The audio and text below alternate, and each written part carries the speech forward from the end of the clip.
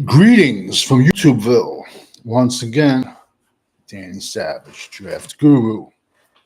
Like, sub, and subscribe. It don't cost a dime.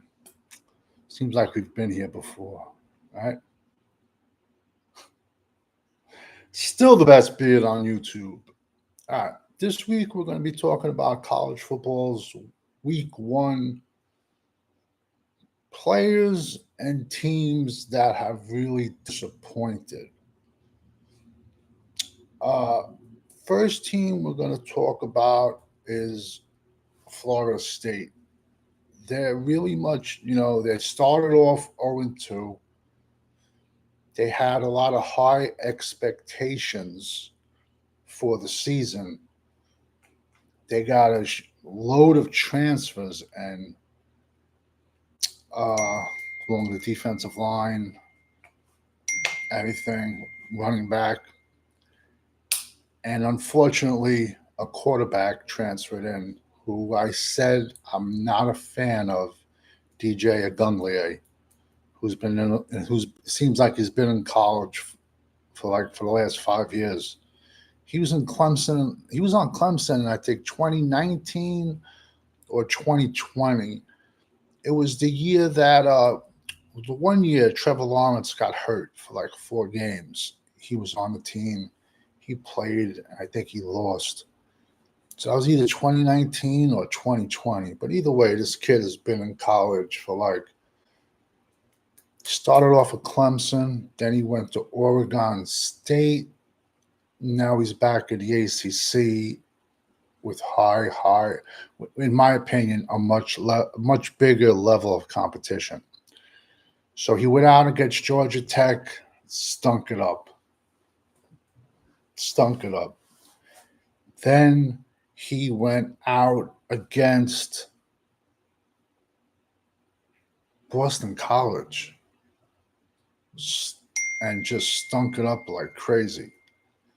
So Florida State went from a team that a lot of people predicted to make the playoffs to now like they're gonna be getting like coaches fired and they're gonna be getting like a new quarterback pretty soon if this doesn't change.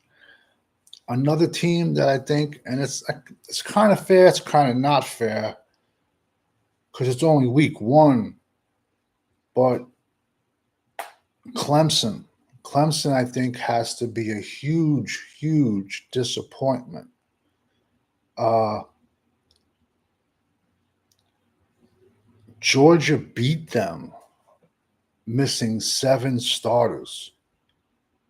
Georgia had 7 starters suspended, and they mopped the floor with Clemson. So just imagine if Georgia had those 7 starters. I'm such a mark for the beard. Such a mark, but it looks good. So I gotta take advantage of it. I don't know still don't know what's more important, the beard or the microphone. So if Georgia would have had those 7 starters, what would the score have been? 40-0? I mean, what would they have hung on Clemson? 40, 50? You know what I'm trying to say? So far, I think those two teams are a disappointment. Then I'm also going to throw out two teams that are disappointments, but they actually won. And one team, I said it, I've been saying it all along since May, is Colorado. Everybody's was picking Colorado to win like 10 games, win the Big 12. Like, no, Colorado. I don't know if they're getting a whole load of players. I mean, they used a portal to get 81 players, and they got all these star players and all these star coaches, and they they barely won. They barely beat North Dakota. I always get the Dakotas mixed up. South Dakota, North Dakota, but it was North Dakota, I believe. They barely beat them. So listen, I get it. A win is a win.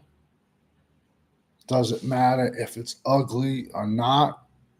But when you barely squeak by a team like that,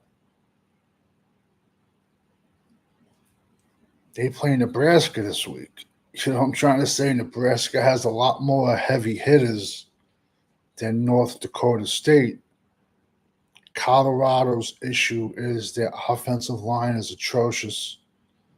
Their defense just could not stop the run. And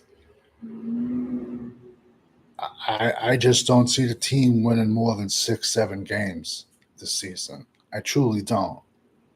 I don't see them. Another team. I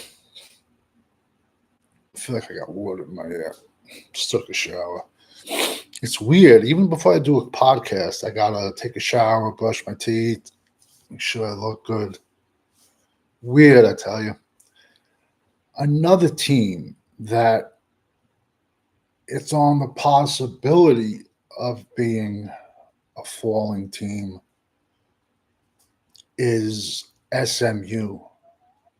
SMU played horrible week 0 week. Played horrible. Barely squeaked by a team that they should have won by like 28 points. They should have been.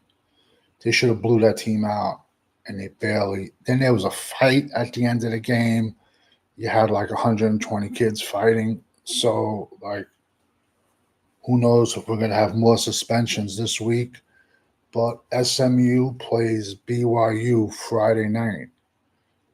SMU should beat BYU, but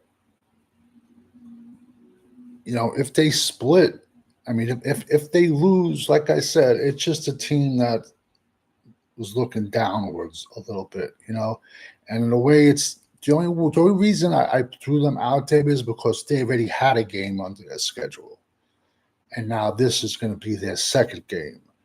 So we'll know more about SMU, about what type of team they're going to be, and they have some draft prospects on that team. So we'll see how they are Friday night when they play BYU. So those are a couple teams so far. Like I said, it's early in the season. It's very early in the season. For you could say players that are failing. I gave you the quarterback, and teams that are disappointing. It's very early in the season. So I gave you week 1 risers and I gave you week 1 fallers. Everybody knows when you're rocking with the GWO, it's for life. Over and out.